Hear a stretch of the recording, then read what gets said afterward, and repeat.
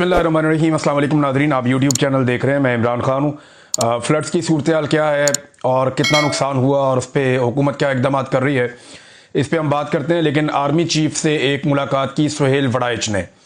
सुहेल वड़ाइच पाकिस्तान के एक पुराने जर्नलिस्ट हैं और ये इनको मैंने देखा भी था जब ब्रसल्स में आर्मी चीफ मौजूद थे, तो उस तकरीब में इन्हें ख़ास तौर पर बुलाया गया था और उस तकरीब के बाद इनकी कोई मुलाकात हुई है आर्मी चीफ से। उस मुलाकात के हवाले से इन्होंने कुछ तफसीलात जारी की हैं। 5 चीज़ें उसमें बहुत इंपॉर्टेंट हैं, वो पांचों चीज़ें मैं आपके सामने रखता हूँ। आर्मी चीफ का माइंड मुकम्मल तौर पे डिस्क्लोज हो गया है, यानी वो फ्यूचर में क्या करेंगे, उनके दिमाग में क्या चल रहा है और मौजूदा field marshal army chief Pakistan को कहाँ ले जाना चाहते हैं और यानी वो जाने का उनका इरादा है भी या नहीं, ये सारी चीज़ें मैं आपके सामने रख देता हूँ। एक तो ये क्लियर बात है कि जो सुहेल वड़ाइच ने लिखा वो एस्टेब्लिशमेंट की आर्मी चीफ की इजाज़त के बगैर तो लिख नहीं सकते। यानी अगर कुछ ऑफ द रिकॉर्ड बातें होंगी तो वो सुहेल वड़ाइच साहब आर्मी चीफ के रिटायर होने के बाद बताएंगे, अगर जिंदगी रही तो आर्मी चीफ के रिटायर होने के बाद बताएंगे, उससे पहले वो नहीं बताएंगे। जब तक आर्मी चीफ मौजूद है तब तक वो वही लिखेंगे जो आर्मी चीफ की इजाज़त से है। तो आर्मी चीफ की इजाज़त से 5 चीज़ें सामने आई हैं। नंबर 1 चीज़ जो है वो माफ़ी का मुतालबा है। नंबर 2 तब्दीली के बारे में अफवाहें। नंबर 3 खारजा पॉलिसी। नंबर 4 मईशत के मामला। नंबर 5 डोनाल्ड ट्रंप, अमेरिका और चीन। अब इसमें जो पहला नुकता है ना, जो आर्मी चीफ का स्टेटमेंट सुहेल वड़ाइच साहब ने पढ़ के सुनाया, वो मुझे बहुत अजीब लगा। मुझे लगा कि ये कोई भी बाशऊर आदमी या अक्लमंद आदमी इसको तस्लीम नहीं करेगा। यानी सियासी हवाले से एक सवाल किया सुहेल वड़ाइच ने। सियासी हवाले से किए गए सवाल पे आसिम मुनीर ने कहा कि सियासी मसालियत सच्चे दिल से माफ़ी मांगने से मुमकिन है। इस हवाले से उन्होंने स्टेज पर कुरान पाक की आदम की तख्लीक और शैतान के किरदार के हवाले से आयात का मतन और तर्जमा बताया, जिससे वादे होता था कि शुरू में फरिश्तों को आदम से मसला था, मगर खुदा ने आदम को तख्लीक किया तो सवाए शैतान के, इबलीस के, सब फरिश्तों ने इंसान को खुदा का हुक्म और करिश्मा समझकर कबूल कर लिया। गोया माफ़ी मांगने वाले फरिश्ते रहे और माफ़ी ना मांगने वाला शैतान बन गया। अब ये पाकिस्तान तरीके इंसाफ के बारे में आर्मी चीफ फील्ड मार्शल का माइंड डिस्क्लोज कर रहे हैं सुहेल वड़ाइच साहब, कि वो ये समझते हैं कि जैसे अल्लाह ताला ने कहा कि माफ़ी मांगो और इबलीस ने, शैतान ने माफ़ी नहीं मांगी और बाकी सब जिन्होंने माफ़ी मांग ली वो फरिश्ते हो गए और जिसने माफ़ी नहीं मांगी वो शैतान हो गया। और इस पर उन्होंने कुरान पाक का हवाला दिया आर्मी चीफ ने। अब सवाल यह है कि क्या सारा कुरान पाक इमरान खान और पाकिस्तान तरीके इंसाफ के खिलाफ उतरा है? क्या कुरान पाक की कोई आयत आपको यह नहीं बताती कि जुल्म नहीं करना, चादर और चार दीवारी का तकद्दुस पामाल नहीं करना, जबरी तौर पे इंसानों को लापता नहीं करना, बेगुनाहों का खून नहीं बहाना, जुल्म जबर और फस्तायत नहीं करनी, ईमानदार रहना है, बेईमानी नहीं करनी, लोगों का मैंडेट चोरी नहीं करना, अमानत में खयानत नहीं करनी, रिश्वत, सिफारिश और चोरों डाकुओं का साथ नहीं देना, गवाही हमेशा सच्ची देनी है, झूठ नहीं बोलना। क्या ये सारी चीजें, हक के साथ खड़े होना, ये सारा कुछ कुरान पाक में नहीं लिखा हुआ? या पूरा कुरान पाक जो है वो पाकिस्तान तरीके इंसाफ और इमरान खान के बारे में ही आपने आर्मी चीफ ने सुनाना है लोगों को? अब जब भी कभी वो कुरान पाक का हवाला देते हैं पाकिस्तान तरीके इंसाफ पे अटैक होता है।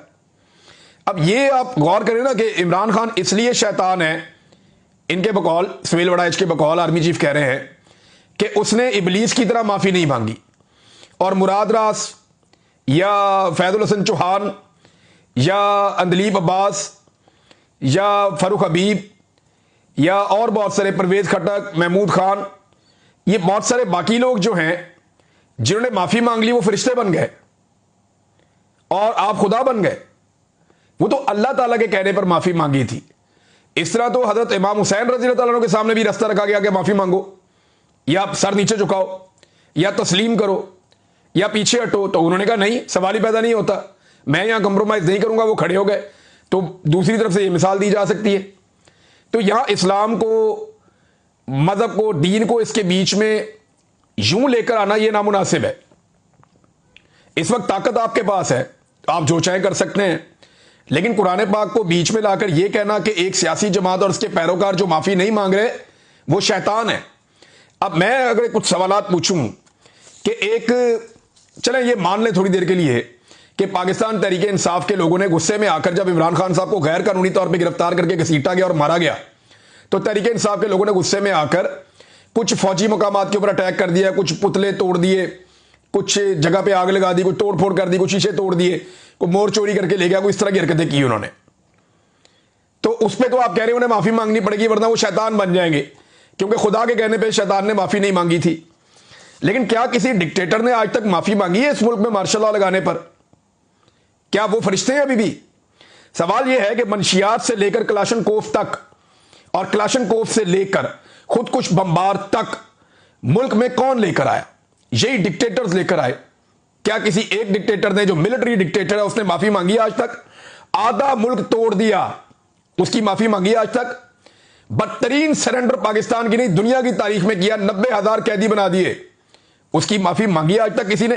कायदे आजम की बहन को बदतरीन रुसवा किया गया, उसकी माफी मांगी आज तक किसी ने? मुल्क को गैरों के हाथों जो है वो यरगमाल बना लिया गया, किसी ने माफी नहीं मांगी। और गैरों की जंग में पाकिस्तान को धकेल दिया गया, किसी ने माफी नहीं मांगी। डॉलरों की खातिर अपने बेटे और बेटियों को पकड़कर अमेरिका के हवाले किया गया, इस पर किसी ने माफी मांगी? पाकिस्तान में हुकूमतें बनाई अपनी मर्जी से और हुकूमतें गिराई अपनी मर्जी से, इस पर किसी ने माफी मांगी? पार्लियामान पर हमला किया गया, अदलिया पर हमला किया गया, हजारों घरों की चादर और चार दीवारी को फलांग गए, क्या किसी ने माफी मांगी? खवातीन को सड़कों पर घसीटा गया, आम शहरियों को अपने सियासी फायदों के लिए जबरी तौर पर लापता किया गया, पुरअमन इंसानों के ऊपर सिर्फ एहतजाज करने पर बराह रास्त गोलियां मारी गई, एक साबिक वजीर आजम पे को लगभग 200 के करीब मुकदमे कर दिए गए, क्या किसी ने आज तक माफी मांगी? ये माफी सिर्फ इमरान खान ने मांगनी है और जराइम सिर्फ इमरान खान ने किए हैं।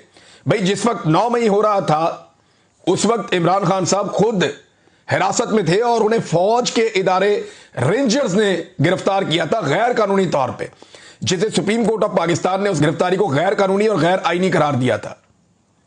उसके ऊपर लोगों ने एहतजाज किया, फिर जो हुआ वो आपके सामने। अब पीटीआई ये कहती है कि जनाब वो फॉल्स फ्लैग ऑपरेशन था, जबकि आप ये कहते हैं वो पाकिस्तान तहरीक इंसाफ ने किया था, माफी मांगे। भाई अगर इमरान खान ने सच्चे दिल से माफी मांगनी है, एक बात तो क्लियर हो गई, सारे पाकिस्तानी ये बात जान लें, एक बात तो क्लियर हो गई कि आसिम मुनीर साहब ने यह बता दिया कि इमरान खान साहब पे जो केसेस हैं वो कानूनी नहीं है, उनका कानून से कोई लेना देना नहीं है, वो मामला सिर्फ और सिर्फ माफी पे अटका हुआ है कि यहां जिद ये है कि इमरान खान की हमने नाक रगड़वानी है, इमरान खान से हमने माफी मंगवानी है, मामला सिर्फ यहां पे अटका हुआ है। और वो शेर का बच्चा जेल में माफी नहीं मांग रहा, उसको रोजाना तंग करते हैं, तंगो तारीख जगह के ऊपर रखा हुआ है, उसको बाहर निकलने को नहीं देते, उसको सहूलियात उससे छीन लेते हैं, कभी बिजली बंद कर देते हैं, कभी इंफॉर्मेशन बंद कर देते हैं, कभी मुलाकातें बंद कर देते हैं, उसके बेटों से भी उसकी बात नहीं करवाते। तो ये जो सारी सूरत हाल पैदा की जा रही है सिर्फ इसलिए है कि इसमें कोई आइन और कोई कानून नहीं है। कैदे तन्हाई में उस आदमी को रखा हुआ है, इसमें कोई आइन और कोई कानून नहीं है। ये सारा मामला एक जिद का है और अना का है कि माफी चाहिए इमरान खान की। तो अब अपना माइंड डिस्क्लोज किया आर्मी चीफ ने कि सच्चे दिल से इमरान खान साहब माफी मांगे तो तब जाके मामला आगे बढ़ेगा। यानी लुब्बे लुबाब उसका यही है कि सियासी मसालियत का एक ही तरीका है, वरना मुल्क में, और ये सियासत में मुदाखलत की बदतरीन एग्जाम्पल है।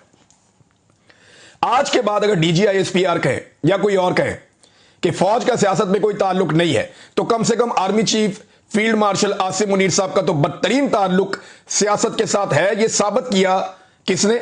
सुहेल वड़ाइच साहब ने, और आर्मी चीफ से मुलाकात के बाद साबित किया कि सियासी मसालियत में भी उनकी डिमांड है कि एक सच्चे दिल से माफी मांगे एक बंदा। तो ये तो सियासत के अंदर बदतरीन किरदार है, इसको कोई कुछ क्या नाम दे।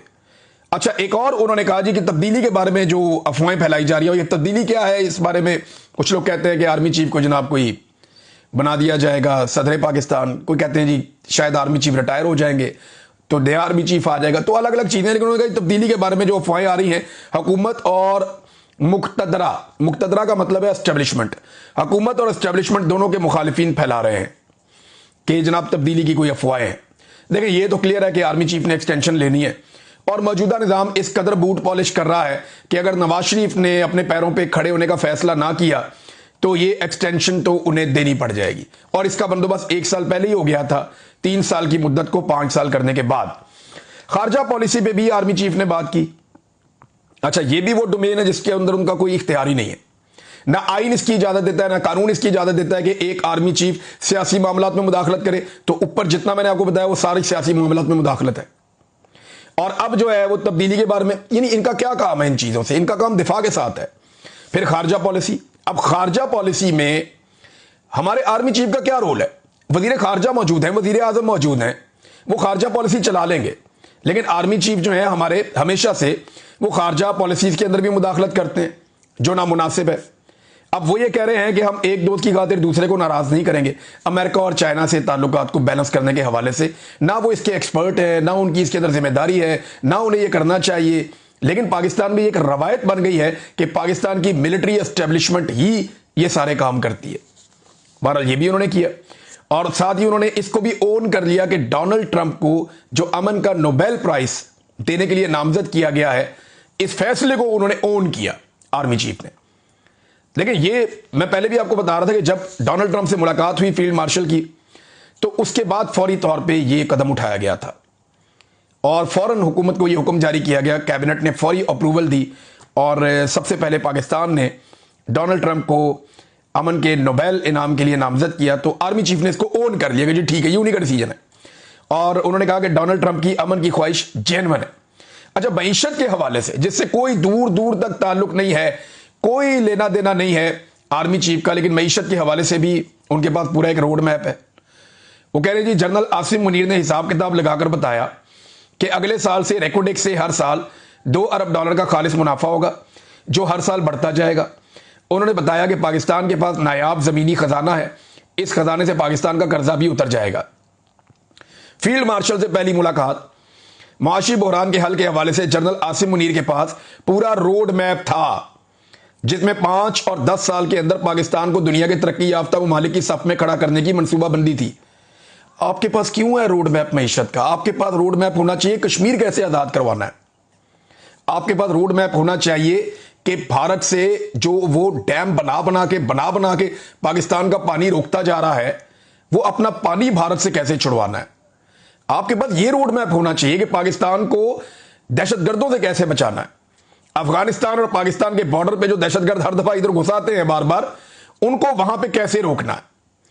आपके पास रोड मैप होना चाहिए कि बलूचिस्तान जो एक नो गो एरिया बन गया है, उसको दुरुस्त कैसे करना है। सिक्योरिटी की ड्यूटी है आपकी। रोड मैप सिक्योरिटी का होना चाहिए, रोड मैप कश्मीर की आजादी का होना चाहिए, रोड मैप पाकिस्तान के पानियों पे भारत के कब्जे का होना चाहिए। ये कौन सा रोड मैप है मईशत का? ना इसके अंदर आपकी एक्सपर्टीज है, ना इसके अंदर आपका कोई काम है, ना इससे आपका कोई लेना ना देना, लेकिन फिर भी। अच्छा, और रोड मैप क्या है जरा ये भी आप गौर करें कि जनाब इसमें सारा जो सुहेल वड़ाई साहब ने बताया वो क्या बताया। उन्होंने बताया जी कि ये जो मादनियात है ना, ये बेचनी है। यानी रोड मैप ये है पाकिस्तान की तरक्की का कि पाकिस्तान के जो कुदरती वसाइल से अल्लाह ताला ने माला माल किया है, वो वसाइल हमने गैरों को बेच देने। यानी एक चीज हमने 10 रुपए की बेचनी है और उन्होंने उसको 100 रुपए का कर लेना ले जाके। तो पाकिस्तान को क्या मिला? 10 रुपए। और जो यहां से लेकर गया उसने उसको वैल्यू एडिशन की और क्या बना? 100 रुपए। भाई इस पूरे रोड मैप के अंदर कहीं पे सियाहत है, कहीं पे ज़राअत है, कहीं पे IT है, कहीं पे दूसरे शोबे हैं। किसान तबाह बर्बाद हो गया, मईशत का बेड़ा गर्क हो गया, ताजर काम नहीं कर पा रहे, इंपोर्ट एक्सपोर्ट पाकिस्तान का बैलेंस ही क्रिएट नहीं हो पा रहा। साथ ही साथ जो है वो आपके जो ताजिर हैं, जो मैन्युफैक्चरर्स हैं, वो बेचारे परेशान है। कॉस्ट ऑफ प्रोडक्शन कहां से कहां जा रही है, बिजली और फ्यूल की प्राइस कहां पहुंच गई है।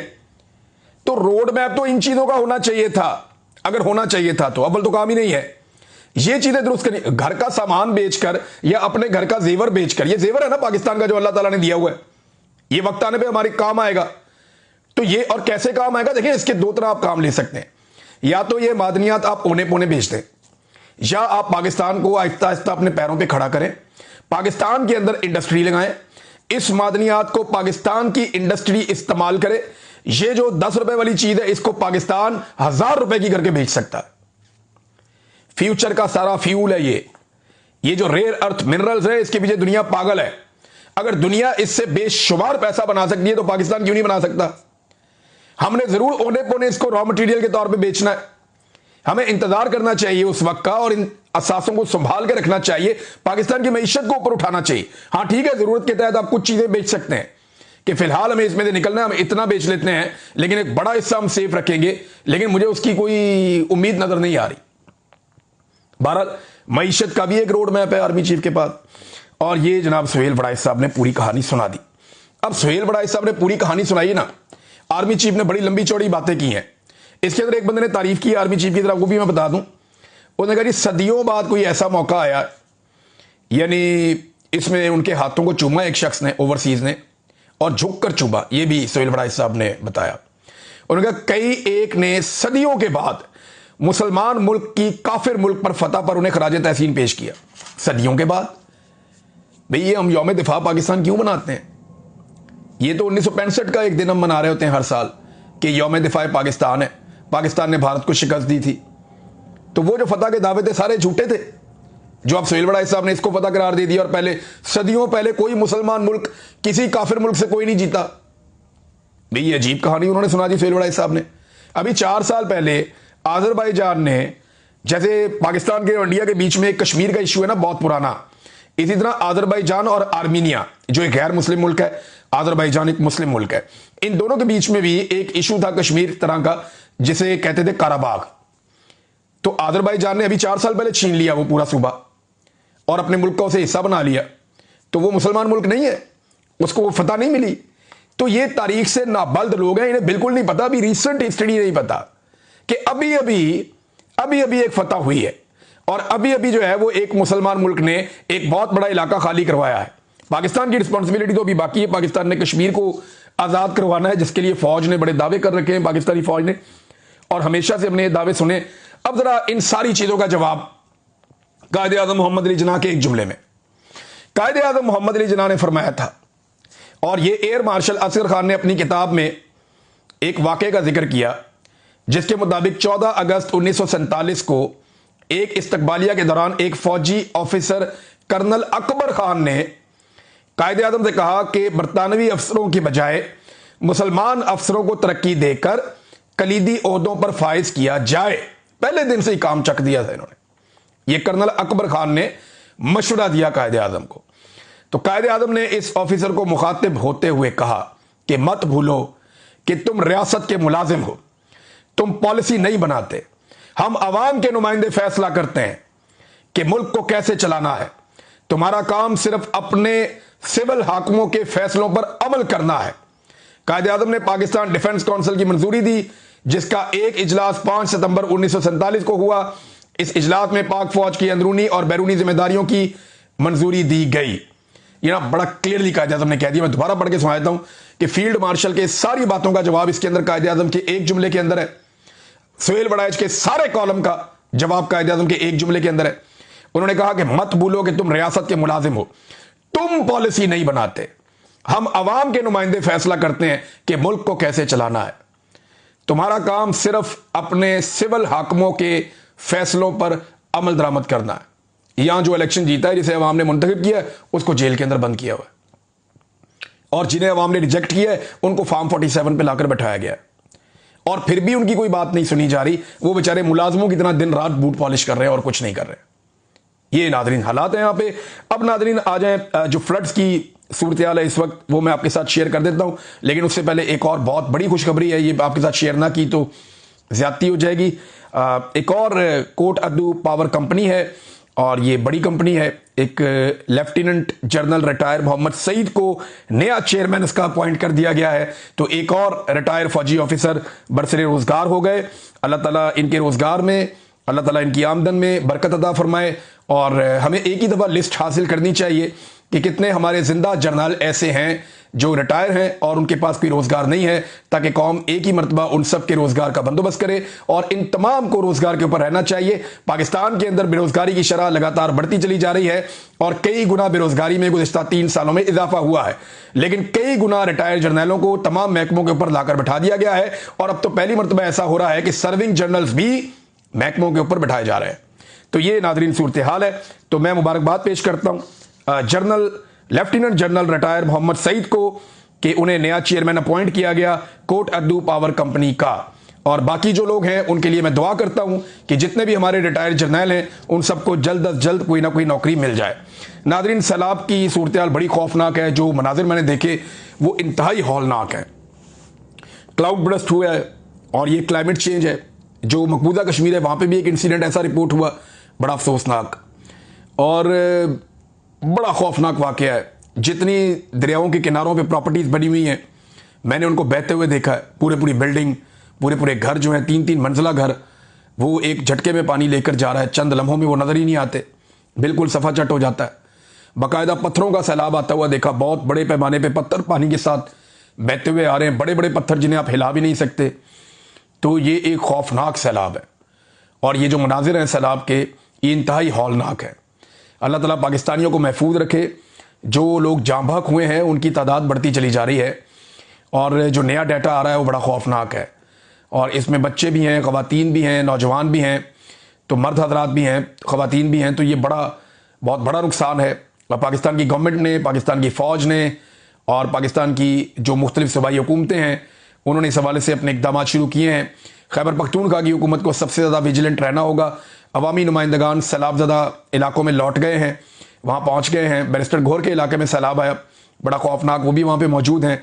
अली अमीन गंडापुर भी रवाना हुए सैलाब मुतासरीन की मदद के लिए और जो फ़ौज के दस्ते वहाँ मौजूद हैं खैबर पख्तूनख्वा में, उन्हें भी फौरी तौर पर मुतहर्रिक किया गया कि आप भी ये काम करें और बेहतरीन काम कर रही है रेस्क्यू सर्विसेज और जो NDMA PDMA ये लोग भी कोशिश कर रहे हैं।